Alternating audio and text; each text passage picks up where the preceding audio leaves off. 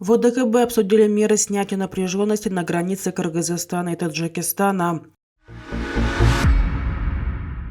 В Нагорном Карабахе произошло столкновение между Арменией и Азербайджаном, есть погибшие. В Афганистане сообщают о вооруженном столкновении на границе с Ираном. В Беларуси сообщают о сосредоточении на границе с Украиной 17 тысяч военнослужащих ВСУ.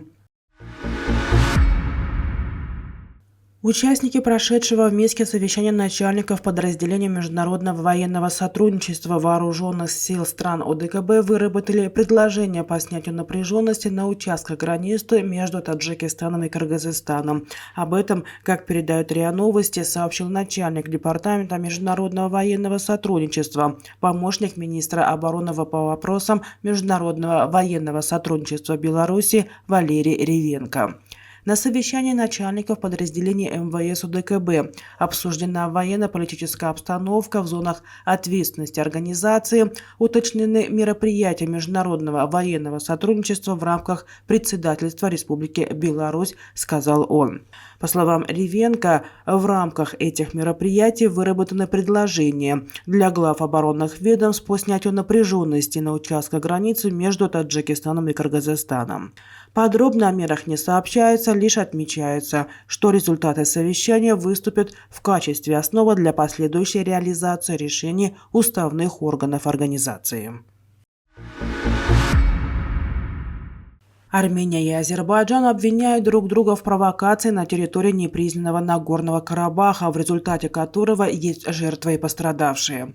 Министерство обороны Азербайджана сообщило, что в воскресенье была предпринята попытка переброски военного снаряжения из Армении в Нагорный Карабах на полицейских автомобилях. В ведомстве добавили, что противник открыл огонь, и в результате перестрелки с обеих сторон есть жертвы и раненые. В ведомстве отметили, что для предотвращения провокации необходимо установить контрольно-пропускной пункт на границе с Арменией и вывести армянских военных из Карабаха. Местные власти в Степанакерте заявили, что 5 марта примерно в 10 часов азербайджанская диверсионная группа проникла на территорию Нагорного Карабаха и совершила вооруженное нападение на дежурный автомобиль паспортно-визового отдела местной полиции, в результате чего 3 сотрудников полиции убили, а одного доставили в больницу с тяжелым ранением, и он находится под наблюдением врачей. Госминистр непризнанного Карабаха Гурсен Нерсисян назвал заявление Минобороны Азербайджана откровенной ложью и попыткой ввести в заблуждение и обмануть международное сообщество. Официальный Ереван, в свою очередь, заявил, что утверждение Баку о транспортировке оружия из Армении в Нагорный Карабах не соответствует действительности, а нападение было провокацией по заказу высшего руководства Азербайджана. На границе Афганистана и Ирана произошли вооруженные столкновения между двумя странами. Об этом сообщило афганское агентство Аманджи Ньюс в Твиттере со ссылкой на источники в приграничной провинции Нимроз. В Иране пока не прокомментировали произошедшее. По информации агентства, во время столкновения было использовано различное вооружение, какое именно не уточняется. Данные о пострадавших и погибших нет, причины столкновения неизвестна.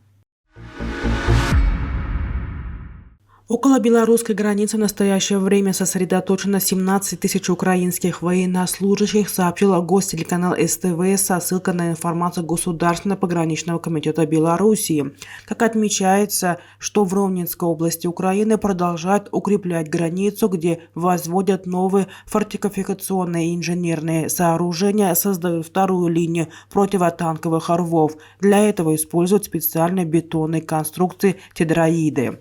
Глава МВД Беларуси Иван Кубраков также сообщил, что по всей территории страны активно работают подразделения по борьбе с диверсионно-разведывательными группами «Рысь». Как сообщалось, Украина образовала в приграничных с Белоруссией районах систему инженерных заграждений, в частности минно-взрывных, в десятки раз увеличив их насыщенность.